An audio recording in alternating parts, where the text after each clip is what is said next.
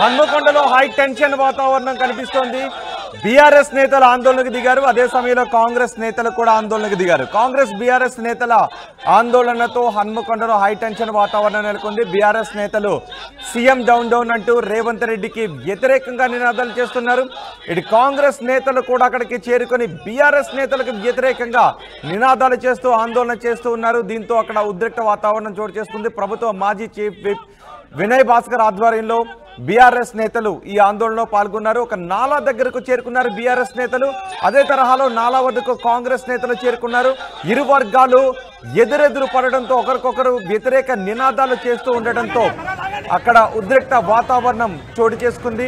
భారీగా పోలీసు బలగాలు కూడా అక్కడ మోహరించి ఇరు వర్గాలను అదుపు చేస్తున్న దృశ్యాలు ఆ టీవీ స్క్రీన్ పైన చూస్తున్నాం. హనుకొండలో కాంగ్రెస్ బీఆర్ఎస్ నేతల పోటాపోటీ ఆందోళనలతో ఉద్రిక్త వాతావరణం చోటు చేసుకుంది. నయీం నగర్లో కాంగ్రెస్ బీఆర్ఎస్ నేతలు ఒకరిపై ఒకరు దాడికి పాల్పడే ప్రయత్నం చేశారు. దీంతో హైటెన్షన్ వాతావరణం చోటు చేసుకుంది. నయీం నగర్ నాలాపై ఇరు వర్గాల నేతలు ఒకరికొకరు విమర్శలు చేసుకున్నారు. పోటాపోటీగా నాలా దగ్గరకు చేరుకున్నారు.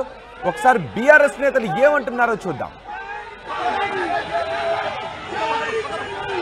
మీ అందరికీ కూడా తెలుసు, నిన్న మా మిత్రుడు రాజేందర్ రెడ్డి గారు ఒక సవాల్ విసిరడం జరిగింది. మిత్రుడు అంటే ఆయన కోపం వస్తుంది. మొన్న కూడా నేను మిత్రుడని సంబోధిస్తుంటే వెకిలి మాటలతోని వెకిలి చేష్టలతోని ఒక నిక్నేమ్తో పిలుస్తున్నాడు. ఇది ఏ సంస్కృతి, ఏ సాంప్రదాయం?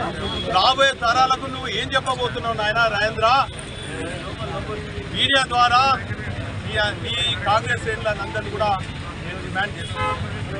నేను గతంలో శాసనసభ్యుని 3 సార్లు గెలిచిన. నాకన్నా ముందు ధర్మన్న గెలిచిండు, రంగారావు గారు గెలిచిండు, కీర్తి చేసుడు సత్యన్ రెడ్డి గారు గెలిచిండు. వాళ్ళు ఎప్పుడు కూడా వెకిలి మాటలు వ్యక్తం. నా 18 ఏళ్ళ రాజకీయ ప్రజాప్రతినిధి ప్రస్థానంలో నేను ప్రతిపక్ష నాయకుల మీద ఎక్కడ కూడా వెకిలి మాట్లాడలేదు. ఇదే అభివృద్ధి కోసము అనేక పార్టీల కార్పొరేషన్లతో నాయకులతో చర్చించి వారి సమక్షంలోనే అనేక కార్యక్రమాలు. ఈరోజు నా దమ్ము గురించి నా మిత్రుడు మాట్లాడుతున్నారు. ఆయన నా దమ్ము నీ దమ్ము సమైక్య రాష్ట్రంలో తేలిపోయింది.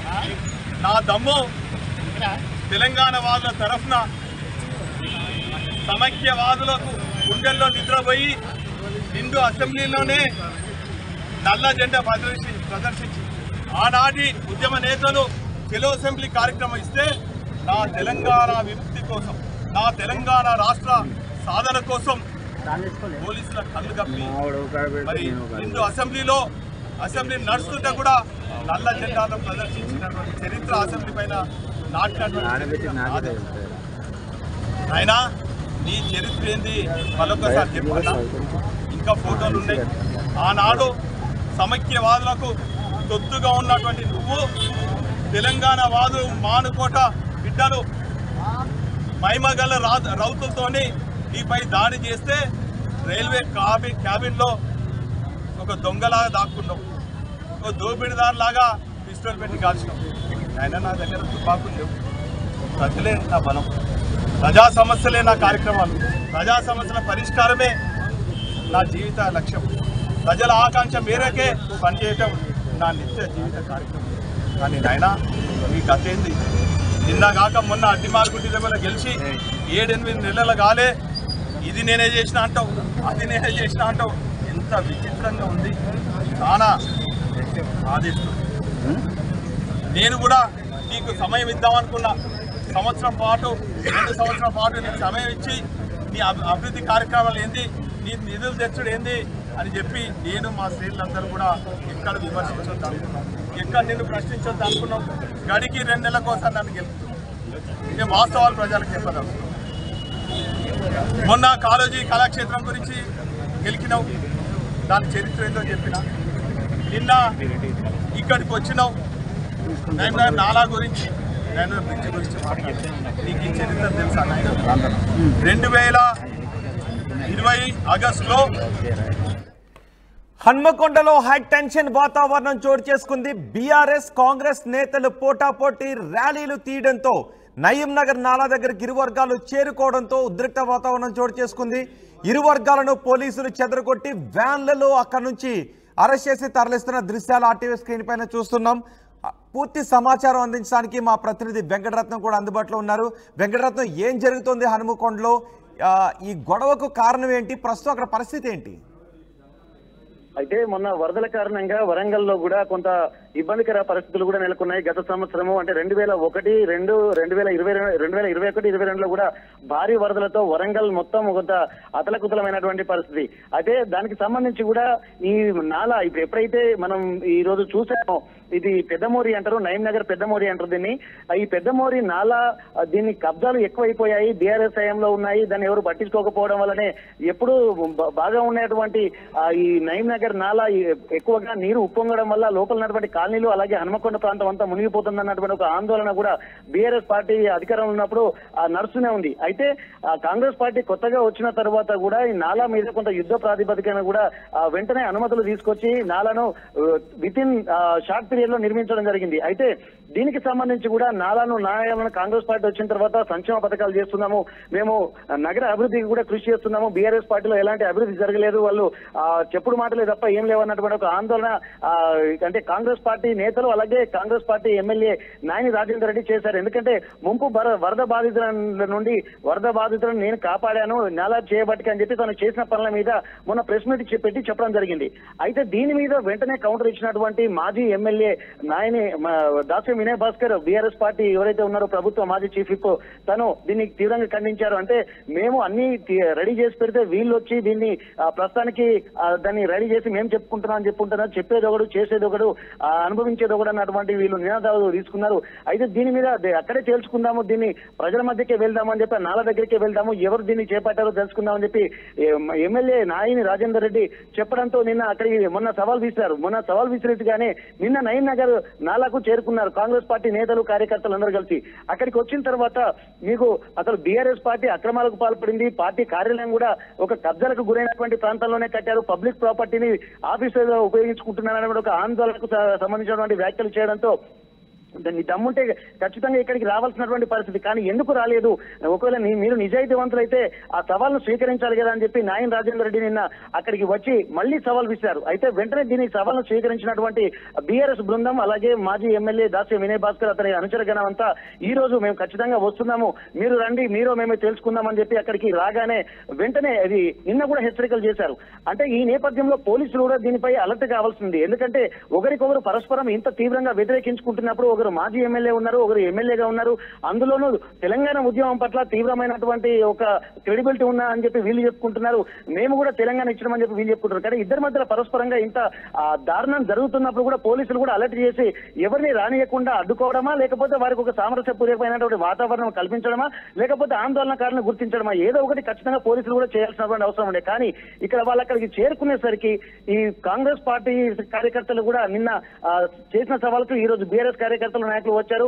అలాగే వాళ్ళు వచ్చారన్నటువంటి విషయాన్ని తెలుసుకున్నటువంటి కాంగ్రెస్ కార్యకర్తలు ఎక్కడ తగ్గేది లేదని చెప్పి వీళ్ళు అక్కడి నుండి కూడా బీఆర్ఎస్ కార్యకర్తలతో పాటు కాంగ్రెస్ కార్యకర్తలు వచ్చారు. అయితే అక్కడికి వచ్చిన తర్వాత ఒక ఉద్రిక్తమైనటువంటి వాతావరణం, నువ్వనేనా అంటే బాబాయికి వెళ్ళిపోయింది. అంటే మాటలు కాకుండా చేతుల దాకా వెళ్ళిపోయేసరికి వెంటనే రంగ ప్రవేశం చేసినటువంటి పోలీసులు మాత్రం అక్కడ వాళ్ళను కొంత ఉద్రిక్తకరమైనటువంటి వాతావరణానికి తెరతీసినటువంటి పరిస్థితి ఉంది. దీన్ని దృష్టిలో పెట్టుకుని పోలీసులు బీఆర్ఎస్ కార్యకర్తలు అలాగే ఆందోళనకారులను కూడా అదుపులో తీసుకున్నటువంటి పరిస్థితి రోహిత్. ఇప్పుడేమైనా పరిస్థితి అదుపులోకి వచ్చింది అక్కడ?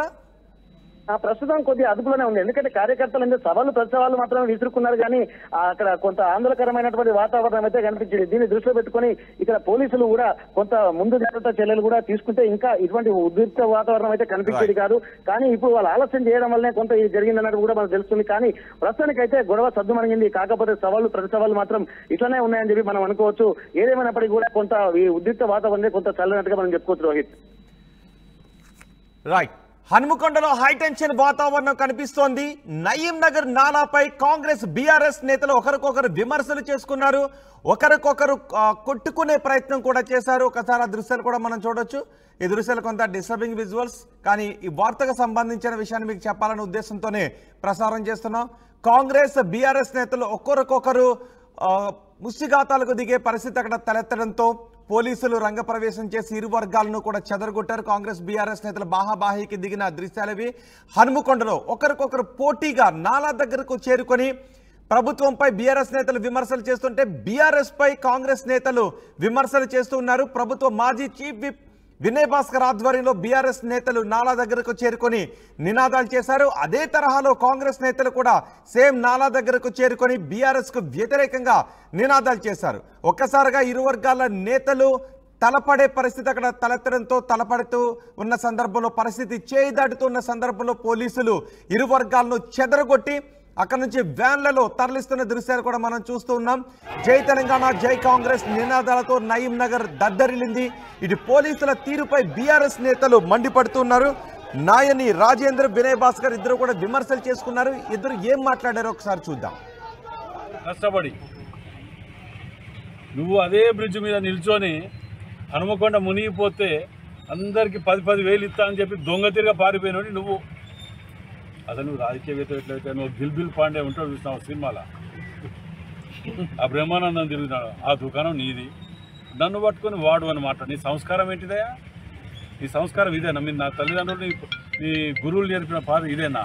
వాడు చెప్పంది చేసుకొని తిరుగుతాడు, మీరు చెప్పినవి చేసుకొని తిరుగుతలేడట.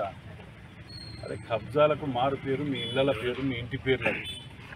ఆఖరికి కన్న తల్లి లాంటి పార్టీ ఆఫీసులు కూడా కబ్జా పెట్టి కూర్చున్నారు. ఇలా సిగ్గుసరం లేకుండా ఖాళీ చేస్తలేరు. ఇంకా దానికి ఇంటి నెంబర్ లేదు, ట్యాక్సీ లేదు. ఈ పేదోనికి ఇంటికి పోతే ఇంటికి ట్యాక్సీ కట్టకపోతే బోలు వచ్చారు గుంజుకపోతారు. నీ పార్టీ ఆఫీస్కి ట్యాక్సీ 7 ఏళ్ళకి ఎందుకు కడతారు? జవాబు చెప్పు. నిజమైన నీవు నాయకుడు అయితే, నిజంగా నువ్వు నయం నడిపించు, నువ్వు కట్టినట్టయితే 10 గంటలకు నేను కూర్చుంటానని చెప్పినావు. మేము అందరం కూర్చుంటాం. నువ్వు రావాలి, ప్రజలకు జవాబు చెప్పాలి. నిజంగా నువ్వు కట్టినవైతే నీకు పూలాభిషేకం చేస్తానే. నువ్వు కట్టినట్టయితే, నువ్వు కట్టించినట్టయితే, లేకపోతే ఏ దండలేదు. మీ అందరికి కూడా తెలుసు, నిన్న మా మిత్రుడు రాజేందర్ రెడ్డి గారు ఒక సవాల్ విసిరడం జరిగింది. మిత్రుడు అంటే ఆయన కోపం వస్తుంది. మొన్న కూడా నేను మిత్రుడు అని సంబోధిస్తుంటే వెకిలి మాటలతోని, వెకిలి చేష్టలతోని ఒక నిక్నేమ్తో పిలుస్తున్నాడు. ఇది ఏ సంస్కృతి, ఏ సాంప్రదాయం? రాబోయే తరాలకు నువ్వు ఏం చెప్పబోతున్నావు నాయన రాజేంద్ర? మీడియా ద్వారా ఈ కాంగ్రెస్ శ్రేణులందరినీ కూడా నేను డిమాండ్ చేస్తున్నాను. నేను గతంలో శాసనసభ్యుని 3 సార్లు గెలిచిన. నాకన్నా ముందు ధర్మన్న గెలిచిండు, రంగారావు గారు గెలిచిండు, కీర్తి చేసుడు సత్యన్ రెడ్డి గారు గెలిచిండు. ఎప్పుడు కూడా వాళ్ళు ఎప్పుడు కూడా వెకిలి మాటలు వెకిలి. నా 18 ఏళ్ళ రాజకీయ ప్రజాప్రతినిధి ప్రస్థానంలో నేను ప్రతిపక్ష నాయకుల మీద ఎక్కడ కూడా వెకిలి మాటలు మాట్లాడలేదు. ఇదే అభివృద్ధి కోసము అనేక పార్టీల కార్పొరేటర్లతో, నాయకులతో చర్చించి వారి సమక్షంలోనే అనేక కార్యక్రమాలు. ఈరోజు నా దమ్ము గురించి నా మిత్రుడు మాట్లాడుతున్నారు. ఆయన నా దమ్ము, నీ దమ్ము సమైక్య రాష్ట్రంలో తేలిపోయింది.